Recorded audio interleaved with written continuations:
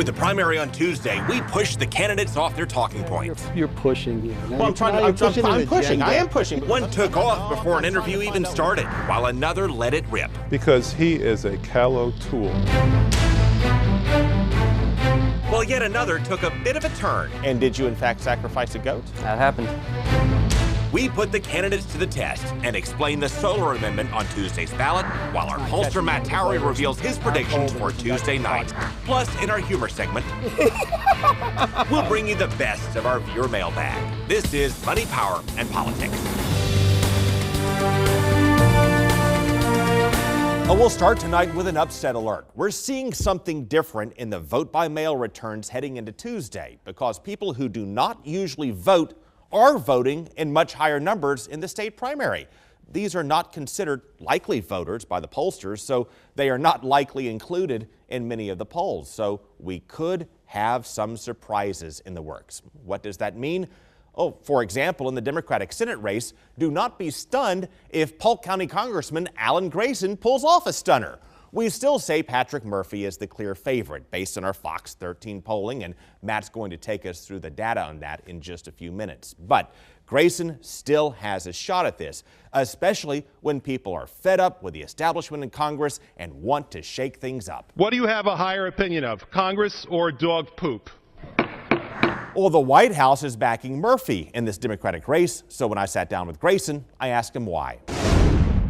Why do you think President Obama and Vice President Biden prefer a former Republican who supported Mitt Romney to you?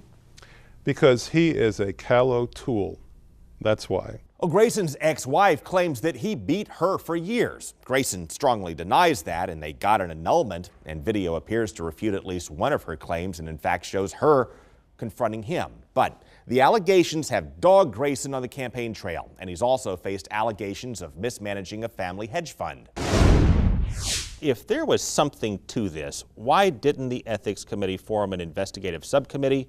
And then if there was nothing to it, why didn't they just clear you and conclude the investigation? It seems to be left in this kind of limbo, which is doing you no favors. What's going on here? Well, what's going on is bureaucracy. It's that simple. As you point out, there was no investigative subcommittee formed by the Committee on Ethics. Every single time that they've actually punished a member of Congress officially for any kind of wrongdoing, of any kind, they've always formed an investigative subcommittee first. But it's also true that they often wait until after the election to dismiss these charges. Why? And well, bureaucracy. They just duck the question. So we put Alan Grayson to the test. Meanwhile, Patrick Murphy has not yet agreed to an interview with us. In the Republican race, Carlos Baruf sat down with us twice, though he walked out of an interview with us last week before it even started. Meanwhile, the incumbent Marco Rubio also sat down with us twice, and Evan Axelbank last asked Rubio for his thoughts on having Trump at the top of the ticket, since Rubio called Trump a con artist who would do catastrophic harm to his party.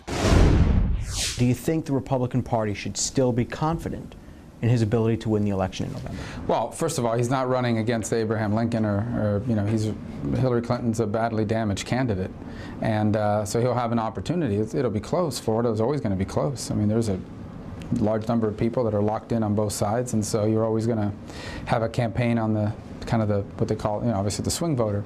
So it'll be a close election. There's no doubt it'll be a lot of hard work. That would have been true no matter who the nominee was. But so we'll see. Have any cracks opened in your pledge to support the Republican nominee? Well, look, just talking about this election, obviously I didn't want Donald Trump to be the nominee because I was running for president. I wanted to be the nominee, and I had reservations about him, strong reservations about him during the campaign, and I've still true, but elections are a choice, at least, and I respect someone who's made a different choice. I really do. I understand people that are saying they're not going to vote, they haven't decided yet. I made a pledge to support the nominee. I'm going to do that. You can do that and still have strong reservations about some of the things that are being said and done. But again, this election's a binary choice, in my opinion. Please watch our full interviews with these candidates and others on our YouTube channel. Search for Craig Patrick's Money, Power, and Politics, then click subscribe at the top of the page. You will also find a fascinating race within the Libertarian Party. This year, there are two Libertarians running for U.S. Senate against each other. Paul Stanton has not yet agreed to an interview with us, but his opponent, Augustus Saul Invictus, did. Keep in mind, last year, the Libertarian Party chairman, Adrian Wiley, resigned in protest of the Invictus candidacy because he said that Invictus wants to start a violent insurrection and engages in animal sacrifice. So that's where I started my interview with the man who calls himself the most dangerous libertarian in America. First, did you really sacrifice a goat in a pagan ritual? I am a pagan. I have been since I was 13 years old. The practices might seem alien, but so does drinking Christian blood every Sunday. And did you in fact sacrifice a goat? That happened. It was an act of thanksgiving after surviving the wilderness back in a pilgrimage in 2013. Wiley also claims that you vowed to start a second American Civil War. Did you? I think the Civil War is already coming. I think we all talk about it inside our living rooms, but it is still impolitic to say it in public. Should there be a second American Civil War? It's like my father always said growing up, America needs another Great Depression. It would teach people the meaning of life again. And if we don't have a war in this generation, then I think we're all for the worse. You state that you were hunted at one point by the FBI and banned from your school. What was that all about? I wrote an open letter in 2013 renouncing civilization. It's the same thing that all monks do before retreating into the wilderness to find the spirit. Apparently that upset some people who called the FBI. Do you still renounce all of these things? Yes, it's a spiritual renunciation. You never go back from that. Explain how you can renounce government, renounce your diplomas, renounce all of these things, and yet continue to pursue a path toward a place in government. Well, you have to look at it from a spiritual perspective. When you are detached from these things, when you realize that they are material and they are alien to the spirit, then it's not so foreign a concept. You are calling for total insurrection. That's the title of your campaign speech that kicked off your run. When you say a total insurrection, what do you mean? I mean an insurrection in mind, heart, spirit, and body. On every level, you have to break through certain boundaries. That includes moral and social and political. Wiley has also claimed that you support eugenics and has connected you to Nazis. Is there anything to that? I did write a paper on eugenics in law school. I have since publicly and repeatedly renounced that paper on a policy level. I still believe eugenics are legal in this country until the Supreme Court overturns its original decision, but as a policy, I've never supported that. You would be but one voice out of 100 if elected to the United States Senate. The Senate already is gridlocked. How would you expect or hope to get anything done? Speaking on the Senate floor, I'd be able to reach the American people. I believe once the American people hear the truth and not what's, no offense, filtered through the media, then they would have to listen and they would put pressure on their own representatives. If you had that venue and you had a few brief moments to speak to the American people unfiltered, what would you say? I would tell the American people that governments should be afraid of the people. And if you are not a threat to your government, the government is not going to listen to you. So the only thing that you can do to change the government is to arm yourselves and be prepared for war. So when you speak of total insurrection, you're speaking of violent insurrection. I am. Mr. Invictus, thank you for your time. Thank you, Mr. Patrick. Coming up, our pollster Matt Towery breaks down the races with numbers and predictions. And we'll explain the solar amendment on Tuesday's ballot and bring you the best of the money, power, and politics mailbag with Charlie Belcher.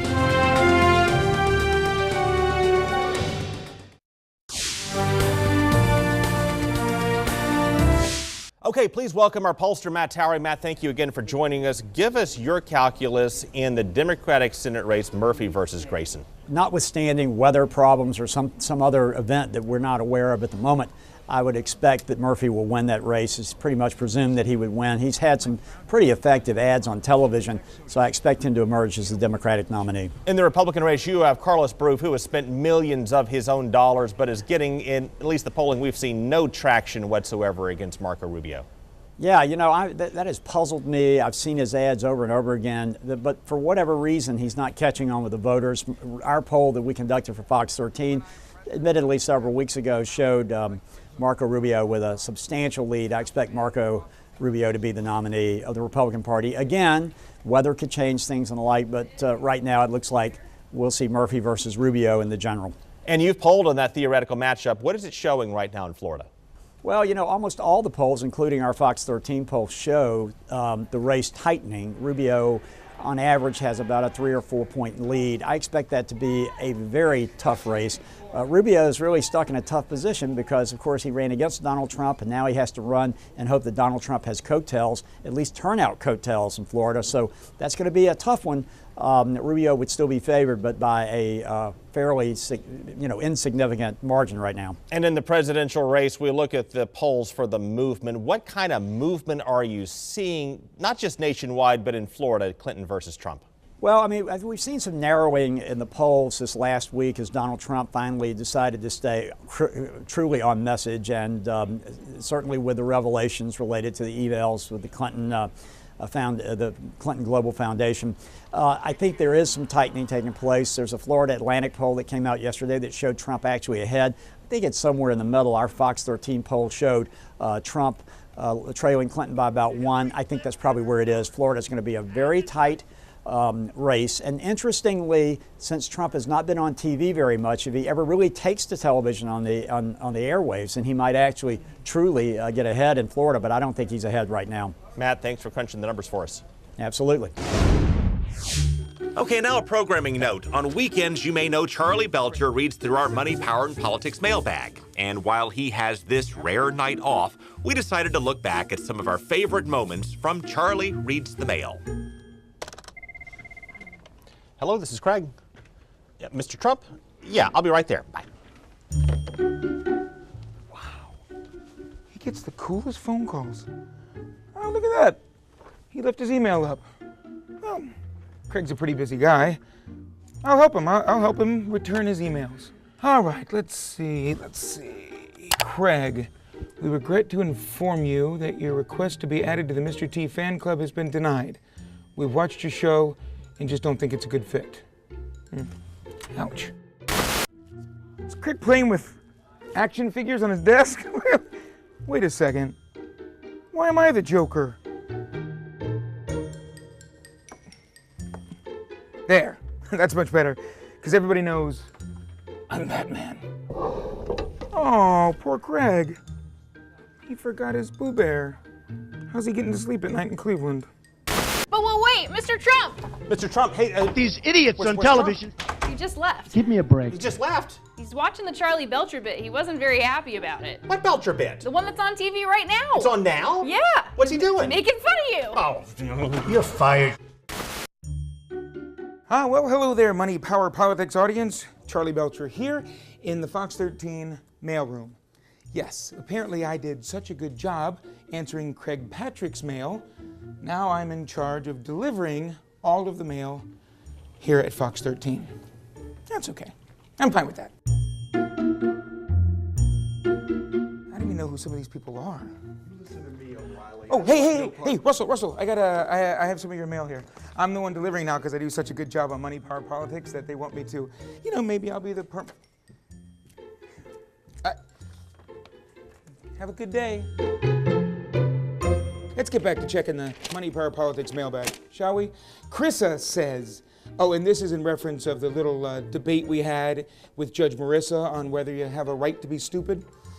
Chrissa says, everyone has a right to be stupid, even the electorate. However, we should hope enough of the electorate chooses the least stupid of representatives. Yes, Chrissa, we should hope so. It's meteorologist Jim Weber. How you doing? Good, how are you? Good, heading out to the studio. Oh. Do me a favor, don't let anybody in there. No, nobody goes in. Thanks. Nobody. No, nobody goes in here. Wow, look at all this equipment. I hear something printing. Ha-ha! It worked. I've got a political forecast. Uh-oh, and there's an advisory. Hurricane Hillary is forming in battleground states while Hurricane Trump is moving quickly along the eastern seaboard. There's a 75% chance of blustery winds, 90% chance of mud, that'll be perfect for slinging, 10% chance of sunny dispositions. Lots of thunder to be expected with very little enlightening. Whether Hurricane Hillary or Hurricane Trump would do more damage will ultimately be up to the voters to decide. Well, there you go. There's your forecast. Oh, somebody's coming.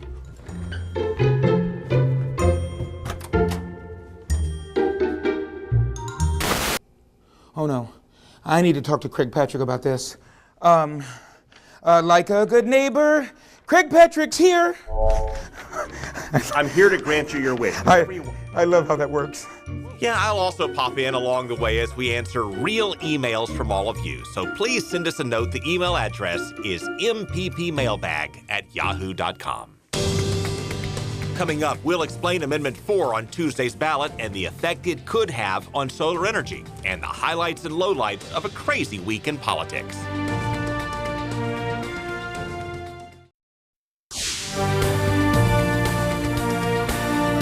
Well, Florida's known as the Sunshine State, but it's a bit behind many other places in terms of harnessing solar energy. And that brings us to a couple of questions voters will face this year. And the first one is on the primary ballot heading into Tuesday. And Lloyd Sowers will explain what Amendment 4 is all about. At Irwin Tech in Tampa, Dan Harmon learns to install and repair solar energy systems. A good job, but for Harmon, also a passion. He wants to end relying on the utility companies for power. What we want to do is change that and put it more in the power of the people so we can produce our own electricity and change the policies around. And make solar energy for homes and businesses more affordable. Solar advocates say voting yes on Amendment 4 would do that. If somebody wants to, reduce their expenses and reduce their electric bill, they shouldn't be burdened with taxes to do so. A yes vote on 4 would exempt the assessed value of solar devices from the tangible personal property tax, meaning if you install solar, your taxes can't go up because of it. Amendment 4 is getting support from both environmental and business groups. But in November, new battle lines will be drawn for a different solar amendment. Right after the August election, these activists plan to work against November's amendment, Amendment 1. It would put in the Florida Constitution the right to own or lease solar and ensure that people who don't install solar aren't required to subsidize backup power for those who do. Opponents say it would just constitutionalize current law. And current law has gotten us less than 0.1% of our needs met with rooftop solar. So yes on Amendment 4 in August and no on Amendment 1 in November. In the next 2 elections, solar will be a hot issue in the Sunshine State. Well, please check out our Facebook page. That's Fox 13's Craig Patrick on Facebook. We'll take a closer look at the races. We have a link to sample ballots in your precinct, and we put the candidates to the test. Coming up, highlights, lowlights, and the headlines for tomorrow morning.